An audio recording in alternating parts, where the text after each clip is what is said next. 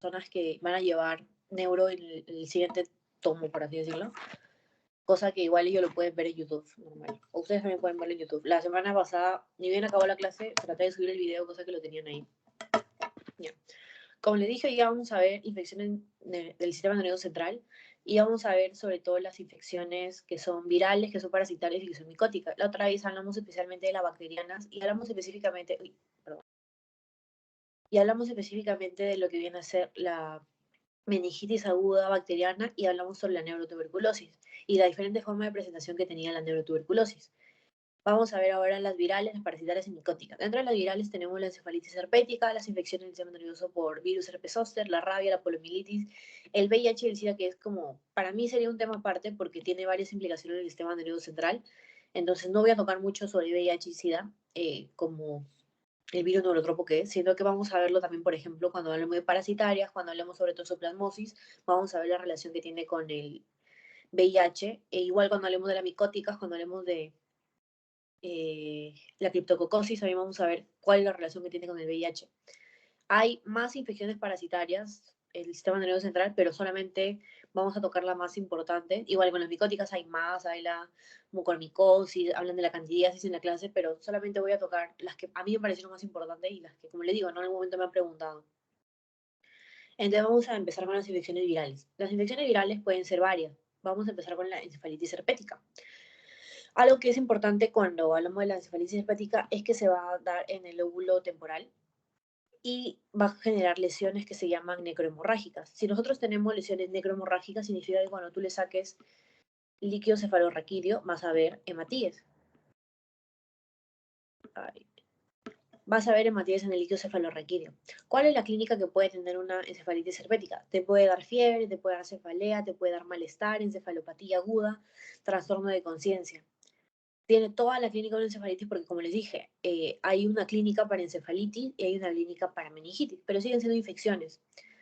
Tenemos el líquido cefalorraquídeo. Igual, vas a tener pleocitosis, proteínas y glucosa normal, y esa va a ser la característica. ¿Por qué? Porque cuando nosotros hablamos de las meningitis bacterianas, que dijimos que las proteínas se encontraban aumentadas, que la glucosa se encontraba bajita, porque las bacterias, ¿qué hacen? Las bacterias comen azúcar, ¿se acuerdan que les dije? Entonces, en una infección bacteriana la glucosa va a estar disminuida, muy disminuida, las proteínas van a estar aumentadas y la pleocitosis se da en todos los casos. La diferencia va a ser cuál es el predominio. En la bacteriana se dan sobre todo una pleocitosis, una leucocitosis a predominio de polimorfos nucleares. Cuando hablábamos de la TB, decíamos igual, tiene pleocitosis pero a predominio de linfocitos, y en las infecciones virales también tiene pleocitosis pero también a predominio de linfocitos. Y algo que nos va a ayudar mucho para el diagnóstico va a ser los anticuerpos contra el virus de herpes. Hay estudios de imágenes que se pueden recomendar para hacer, pero sobre todo la resonancia magnética. La resonancia magnética es una herramienta muy importante que nos va a ayudar no solamente en las encefalitis herpéticas, sino que vamos a ir viendo que en las demás infecciones voy a mostrarles imágenes en las cuales van a ver que pueden servir de ayuda cuando tienes este tipo de lesiones, ¿no? Vamos a ver que el 90% va a presentar anomalías, como le dije, temporales. No, se me mueve. Son anomalías que son en el lóbulo temporal, sobre todo, en el 90% de los adultos a las 48 horas. Y algo que te resaltan acá en la encefalitis herpética es que cuando tú le haces no es un electrocardiograma, es un electroencefalograma, vas a ver los trenes de punta y punta a onda lenta. Es un patrón de las ondas que te va a indicar que no te lo van a poner en el, no te van a poner el encefalograma para que tú lo leas, te van a decir, se le toma un encefalograma y se le ve tren de punta y punta, onda lenta. Y tú tienes que decir a qué corresponde, porque cuando les hablan de priones, también les hablan mucho sobre el electroencefalograma y cada uno tiene diferentes patrones, pero en las encefalitis herpéticas, los girotes de punta y punta onda lenta son lo que lo caracteriza. El tratamiento va a ser con aciclovir, como ya saben, de 14 a 21 días.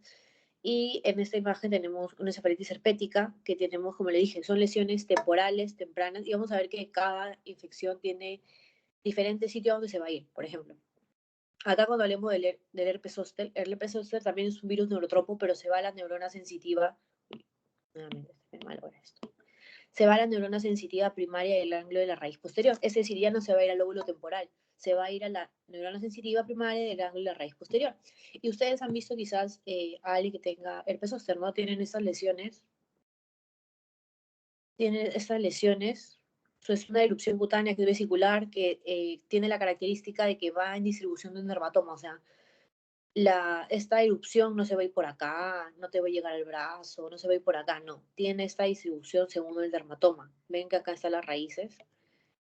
Ese es un dermatoma. Puede estar igualito, lo mismo, pero más abajo. Estaría solamente en este lado. No se va a ir a otro sitio. Cuando tú encuentres ese tipo de lesiones vesiculares, que es una erupción cutánea, que al paciente le duelen, y que tienen esta distribución de dermatoma, estamos hablando del virus del herpes zóster. Ahora, ¿qué es lo que pasa? Cuando estas erupciones remiten, cuando esas erupciones ya llevan tratamiento, los pacientes toman su ciclovir, pasan, ¿y qué es lo que va a pasar? El virus del herpes zóster te puede generar una neuralgia posherpética. No le he puesto acá, creo. Es una neuralgia.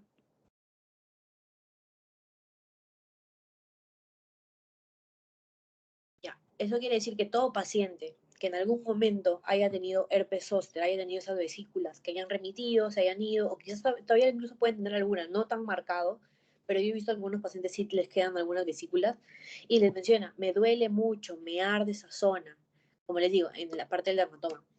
Esta es una neuralgia posherpética y es muy feo porque es un dolor crónico, es un dolor que es de gran intensidad, que tipo ardor, que les molesta y que de hecho les impide hacer movimientos, les impide hacer sus cosas. Entonces, lo bueno es que no se da a todos los pacientes, o sea, de todos los pacientes, el 1 al 5% hará su neuralgia posherpética. La mayoría se curan bien del virus del herpes zóster. Entonces acá lo ponemos, ¿no? Tiene un buen pronóstico, solamente el 10 al 20% tiene neuralgia posherpética. Ahora, en los pacientes que son inmunosuprimidos, que tienen VIH, que no son corticoides, que tienen algún tipo de inmunosupresión, se le puede hacer una mielitis o una encefalitis, pero como le digo, no es lo más común. Si le preguntan, ¿no? ¿Cuál es la complicación más frecuente del virus del herpes zóster? La neuralgia posherpética. Y tienes el tratamiento igual con la ciclovir. La siguiente infección viral va a ser la rabia. Ustedes seguramente han escuchado de esto porque es una enfermedad zoonótica. Es decir, su reservorio van a ser los animalitos, especialmente en la saliva y las secreciones. Si te dan el antecedente en un examen, por ejemplo, persona que viene por tal síntomas, viene con irritabilidad, con hidrofobia, con una conducta agresiva hacia el personal de salud y tiene como antecedente que hace, no sé, pues hace tantos días le mordió un perro de la calle. Lo más probable es que te están hablando de herpes. ¿Por qué? Porque, como les digo, ¿no? El reservorio van a ser los animales, especialmente los canes.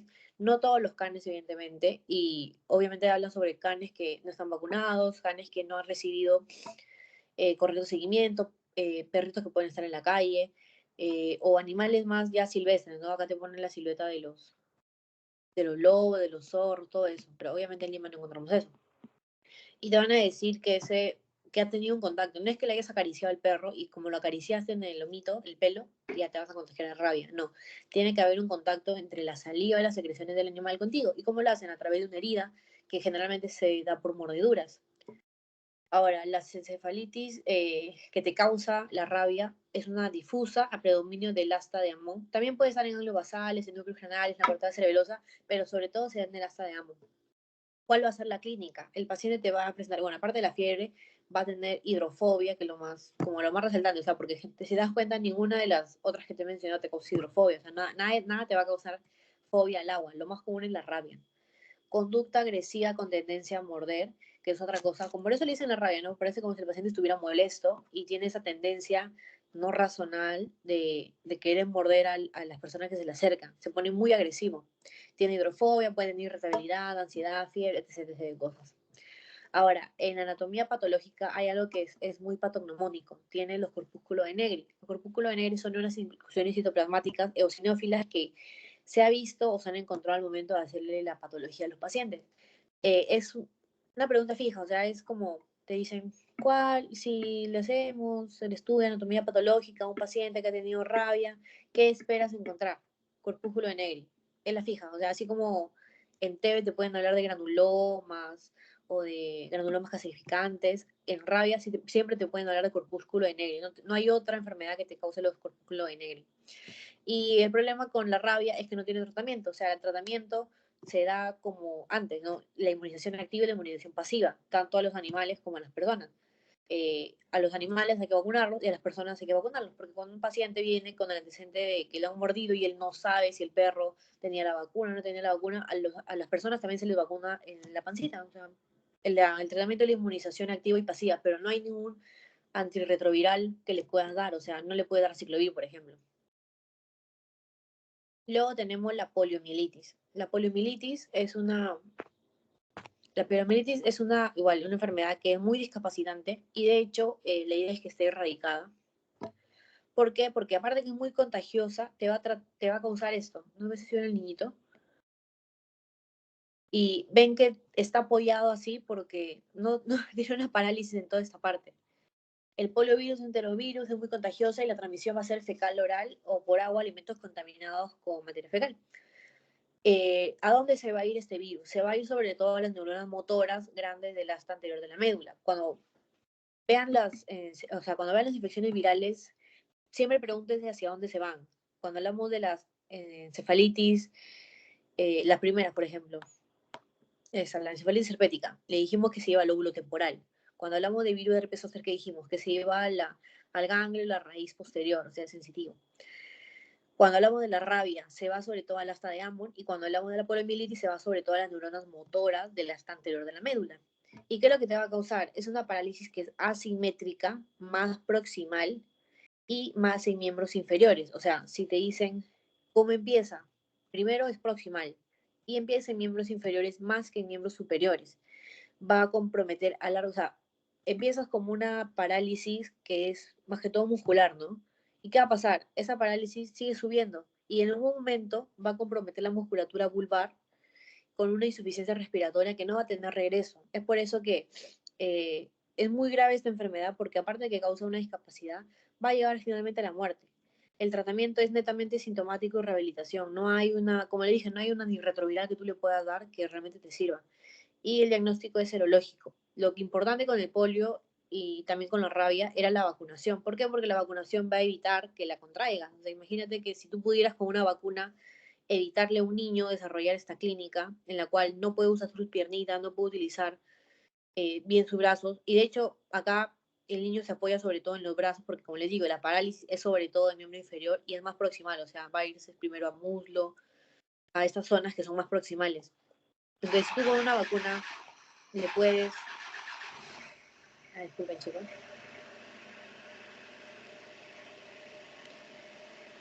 Si tú con una vacuna le puedes evitar a un niño pasar por este tipo de discapacidades, eso sería lo ideal, porque como les digo, no hay un tratamiento, no hay un antirretroviral que pueda ayudarte.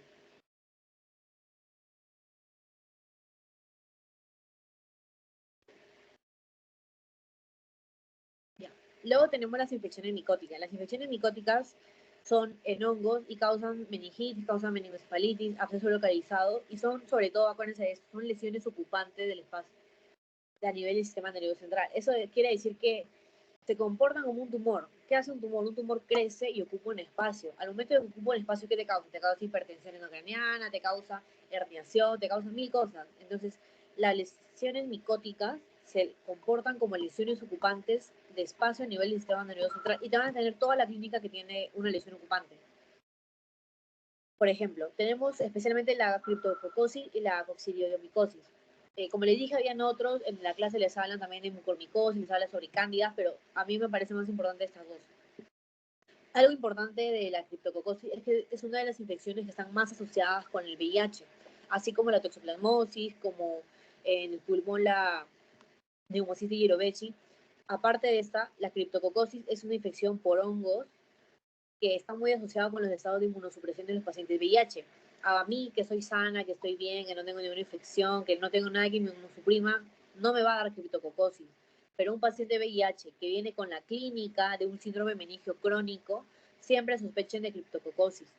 No piensen en ellos tanto una meningitis bacteriana aguda, no piensen, pueden pensar en TB, sí, pero asócienlo sobre todo a criptococosis. ¿Y qué es lo que le va a dar? De los tipos de criptococo que hay, el neoformans es el que te va a dar la clínica o te va a dar la enfermedad en paciente de VIH. ¿Qué es lo que lo va a caracterizar? Este va a ser un síndrome meningio, pero es crónico. O sea, este paciente no va a tener una evolución de 2 días, de 3 días. Un paciente de VIH no te va a venir así. Te va a decir que tiene una cefalea, que no le remite con nada, que la tiene semanas, que la tiene hace posiblemente meses, y que como les digo, no remite, o sea, es una meningitis que no tiene mucha sintomatología meningia, o sea, no te va a dar rigidez de nuca, no te va a dar eh, kerning, no te va a dar ninguna de esas cosas, lo que te va a dar es sobre todo la cefalea. Entonces, cuando un paciente con VIH te diga, tengo este dolor de cabeza hace meses, no pienses que es solamente un dolor de cabeza, que está estresado el hombre y que por eso es que está así, no, piensa sobre todo en criptococos. Y lo que te va a causar sobre todo es un síndrome de hipertensión endocrina. Como les digo, como ocupan espacio, imagínense, tienes el cerebro que tiene una homeostasis correcta, tienes lo suficiente de materia y tienes lo suficiente de líquido. Entonces, ¿qué pasa? Cuando tú le agregas algo que ocupa espacio y le tienes encerrado en lo que es la bóveda craneana, o sea, tienes un espacio que está delimitado por una bóveda que es como la pared, y tú le metes algo que ocupa espacio, adentro, ¿qué va a pasar? Todo se va a apretar porque no tiene espacio, no tiene hacia dónde irse, no tiene hacia dónde expandirse.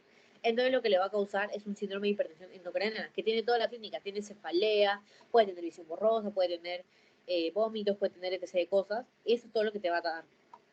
Ahora, para el diagnóstico, lo ideal es que tengas un cultivo helicocefalorraquídeo positivo para Cryptococcus neoformans en agar sabor, que es el medio en el cual crece. Y tú te vas a dar cuenta cuando le hagas la función lumbar, que hay algo muy importante, que es que la presión inicial de apertura está muy elevada. Generalmente la meningitis bacteriana, por ejemplo, sí está elevada, pero no está tan elevada. O sea, si tienes el valor normal, posiblemente la bacteriana es un poquito más. No, en la meningitis por criptococo, la presión inicial de apertura está muy elevada. O sea, si normalmente cuando haces una punción lumbar sale por gotitas lentas, chorrea poquito, cuando tienes un criptococo sale bastante y tienes la tinta china positivo, ¿no? Ahora, ¿cómo tú manejas esta hipertensión? Lo que te dicen es que le puedes hacer punción lumbar y de hecho cuando te pongan en algún caso clínico, paciente que tiene cefalea y se sospecha de una meningitis crónica o subaguda, y para corroborarlo se le hace una punción lumbar. Y después de la punción lumbar, el paciente te dice que se siente mejor. Entonces, si te dice que se siente mejor después de una punción lumbar, significa que el momento de que tú le has quitado el líquido, han liberado un poco esa presión. Entonces, por eso se siente mejor, ya no le duele tanto la cabeza. Eso no pasa en la meningitis bacteriana. Lo más probable es que la meningitis bacteriana o en una TB le pongas la aguja, así pase todo, la presión de apertura no va a ser tan elevada y el paciente no se va a sentir mejor, se va a seguir sintiendo mal. En cambio, en la criptococosis, el paciente se siente mejor con una punción. Entonces, ¿qué te dicen? Cuando la presión intracraneana es muy elevada, cuando le molesta mucho, lo que puede hacer es que le puede hacer punciones lumbares diariamente al paciente para que se sienta mejor, le va a dejar de doler la cabeza. El problema es que evidentemente vas a tener que punzar siempre en el mismo sitio, le puedes causar una celulitis, pueden pasar mil cosas y luego se hacen otras medidas. O sea, cuando ya las funciones lumbares diarias no funcionan, lo que tú puedes hacer es una derivación, le puedes hacer mil cosas que ya son más complicadas con el fin o el objetivo único de quitarle el líquido cefalorraquídeo para que la presión baje. Y luego tiene las coccidiomicosis. Son menos frecuentes y de hecho es poco frecuente en el Perú, se reportan más casos en Argentina. Y algo que tiene que acordarse es que es una enfermedad ocupacional de los arqueólogos. ¿Por qué? Porque ellos están en contacto con ese tipo de medios en los cuales crecen. Ahora, el problema es que tiene una clínica, en los pacientes que son eh, sanos, no se van a dar cuenta de que tienen esta infección. ¿Por qué? Porque son asintomáticos o porque les parece una infección respiratoria banal, como que han tenido una gripecita. No te van a decir que han tenido toda la clínica una meningitis. Ahora, ¿qué es lo que pasa? En los pacientes que tienen una inmunosupresión, esta infección, esta gripecita que parecía banal, o sí, claro, esta infección se va a cronificar. Entonces, cuando ya se cronifica y empieza a afectar el sistema nervioso central, le va a causar meningitis, va a causar la formación de granulomas. ¿Y qué causa la meningitis? ¿Qué clínica te da la meningitis? Te da cefalea, te da trastorno del sensorio, te da hidrocefalia. Y algo característico de esto es que en el líquido cefalorraquídeo vamos a encontrar eosinófilos. Es muy raro, ¿no? Porque los eosinófilos ustedes lo asocian más a infecciones parasitarias o lo asocian más a reacciones alérgicas. Pero los eosinófilos, la coccidiomicosis es la única infección por hongos que en el líquido cefalorraquídeo te va a dar eosinófilos. Es la única. No hay forma que la criptococosis te salga con eosinófilos elevados. Y el tratamiento es de por vida con fluconazol. Acá está mal escrito, es fluconazol. Y luego ya vamos a ir acabando. Me falta este y uno más para no irnos tan largo. Son las infecciones parasitarias. Las infecciones parasitarias, como les digo, son un montón. Vamos a hablar de las que son más comunes en nuestro medio. Y tenemos primero la neurocisticercosis. Importantísimo. Así como les dije que La criptococosis te da un síndrome de hipertensión endocrinal, la neurocisticercosis te da un síndrome de epilepsia, un síndrome convulsivo. Es la característica que va a tener. Ahora, ¿cómo es que tú te contagias? ¿Cómo es que tú lo obtienes? Por el consumo de alimentos contaminados con huevo de la tenia solium. ¿Cuál es la clínica? Allá. Es de los huevos de la tenia solium, acuérdense de eso. ¿Cuál va a ser la clínica? La clínica va a ser sobre todo de un síndrome convulsivo que luego puede generar un síndrome deficitario, puede causar hipertensión endocraniana, nervios craneales. Todo te puede causar porque al final sigue siendo lo mismo, es una encefalitis. Pero lo más importante es el síndrome convulsivo. En los pacientes que tú veas que hay epilepsia y le empiezas a buscar la causa. ¿Por qué mi paciente convulsiona? Que no es fiebre, que no es medicamentosa, que no es por alcohol. Ok, vamos a buscar qué cosa es lo que le causa la convulsión. Le sacas un estudio por imagen y ves que hay una lesión o ocupante de espacio que le está causando un síndrome convulsivo. Hay, para el diagnóstico, tienes criterios absolutos, que son los que te pongo acá, y tienes criterios, como todo, ¿no? Criterios mayores, criterios menores y criterios epidemiológicos. Cuando tienes criterios absolutos, basta que haya uno solo y ya, ese es tu diagnóstico. Pero cuando no tienes el absoluto y puedes tener dos mayores, uno menor y un epidemiológico, entonces ya, eso te da también el diagnóstico. En los criterios absolutos tenemos la demostración histológica del parásito, presencia de lesiones quísticas o visualización directa de subretina, o sea, en el ojito. Cuando tienen los criterios mayores, tienen lesiones que son sugestivas a neurocisticercosis en el estudio de neuroimagen, lo que les digo.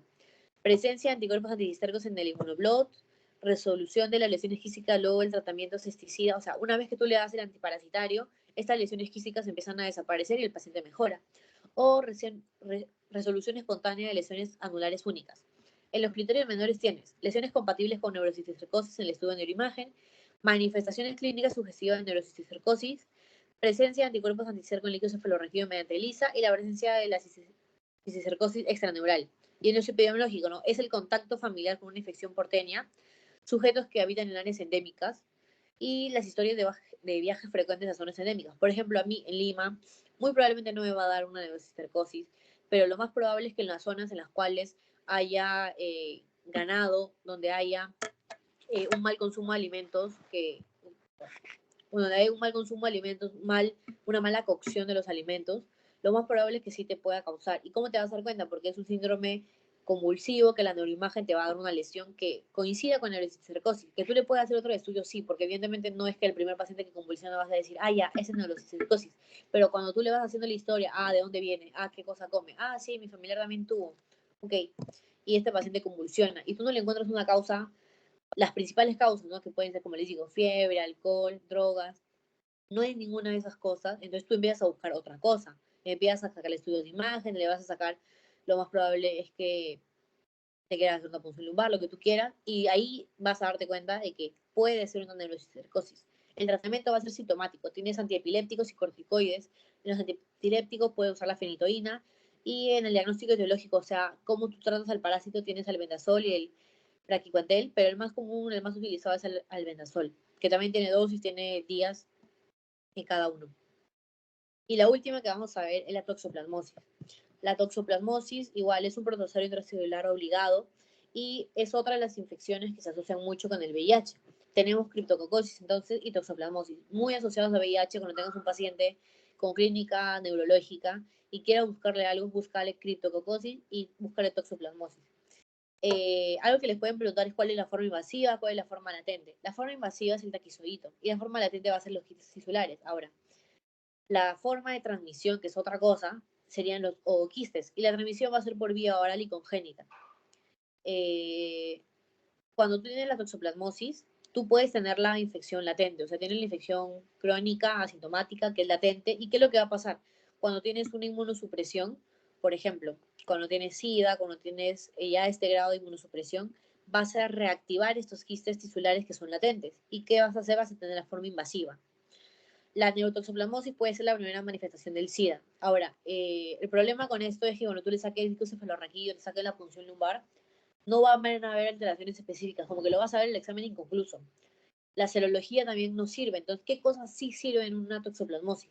Los estudios por imágenes, como cuál es la resonancia magnética. Acá tenemos esta resonancia donde ven esta lesión, es bien grande, y la característica es que tiene una forma de anillo. Hay diagnósticos diferenciales, sí. Por ejemplo, la tuberculosis. La tuberculosis también te da lesiones que alzan en contraste en anillo. Sí te puede dar, entonces tú tienes que hacer un diferencial acá. La toxoplasmosis también te da lesiones en anillo, pero tienes el antecedente que es un paciente VIH, que es un paciente que la, la punción lumbar, los resultados bioquímicos del licocefalorraquídeo no te salieron específicos, entonces te puedes inclinar más hacia eso. ¿Cómo te asegura?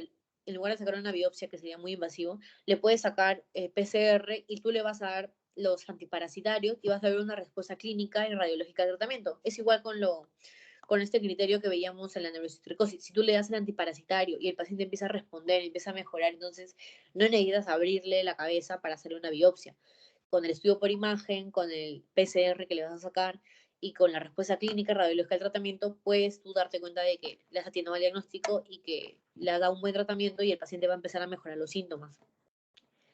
Y estas son todas las infecciones de las que íbamos a hablar, chicos. No quise hacer la clase muy larga porque, como les dije, son muchas infecciones. Acá no menciono todas. No hemos hablado de candidiasis, no hemos hablado de hidatidosis, no hemos hablado de todas las infecciones o todas las formas de enfermedades o secuelas neurológicas que te puede causar el VIH y el SIDA, pero hemos hablado de las más importantes y espero que hayan entendido y que ya podido resaltar los tips que a mí me sirvieron mucho porque me los preguntaron en los exámenes. Todo lo que les digo que son fijas de exámenes porque lo preguntan siempre o en los pasitos también, no necesariamente en el parcial. ¿Tienen alguna consulta, alguna pregunta? Si no, para irles pasando el post-test.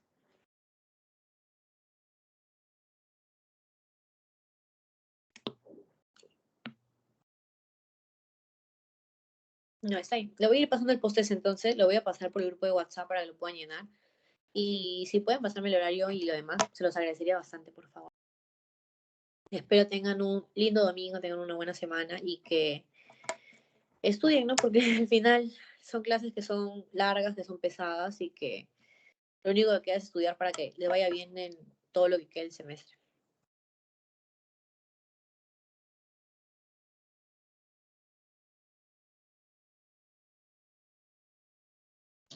Muchas gracias. Gracias. Gracias. Gracias. Nada, Gracias. chicos, ahorita le voy a pasar Gracias, el post-test. Erta.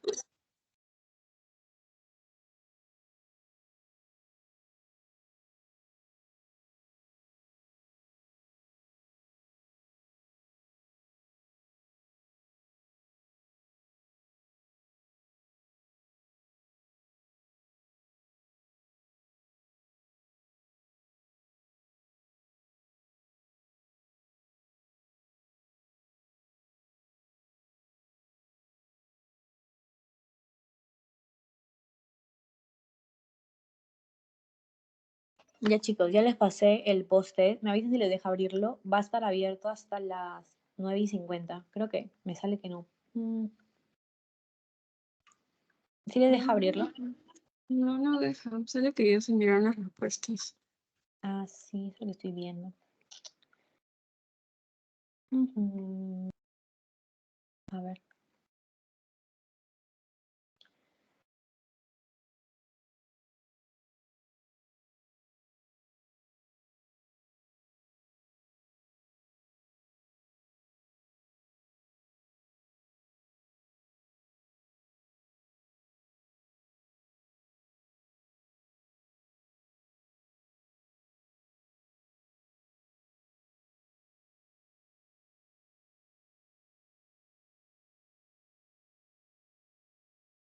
Ya, a ver, lo he vuelto a pasar. Me avisan si les deja ahora sí, por favor.